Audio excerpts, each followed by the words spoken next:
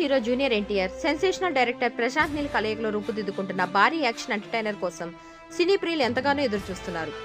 మొదట ఈ చిత్రాన్ని జూన్ 25, 2026న విడుదల చేయాలని చిత్ర బృందం భావించినప్పటికీ పరిస్థితులు అందుకు భిన్నంగా ఉన్నాయి.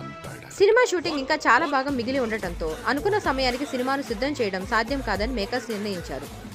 గత కొన్ని రోజులుగా వినిపిస్తున్న వార్తలకు తెరదించుతూ ఈ సినిమా వాయిదా పడినట్లు జూనియర్ ఎన్టీఆర్ తన సోషల్ మీడియా వేదికగా అధికారికంగా ప్రకటించారు.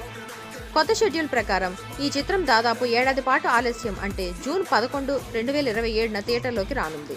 సినిమా ప్రకటించినప్పటి నుండి విడుదల కావడానికి దాదాపు 4 ఏళ్ల సమయం పట్టనుండటం విశేషం.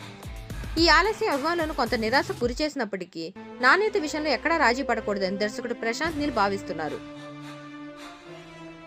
నిరాశలో ఉన్న అభిమానులకు ఎన్టీఆర్ ఒక తియ్యటి వార్త చెప్పారు. తన పుట్టినరోజు సందర్భంగా మే 20, 2026న ఈ సినిమాకు సంబంధించిన ఫస్ట్ గ్లిమ్స్ ని విడుదల చేయనున్నట్లు ఆయన ధృవీకరించారు.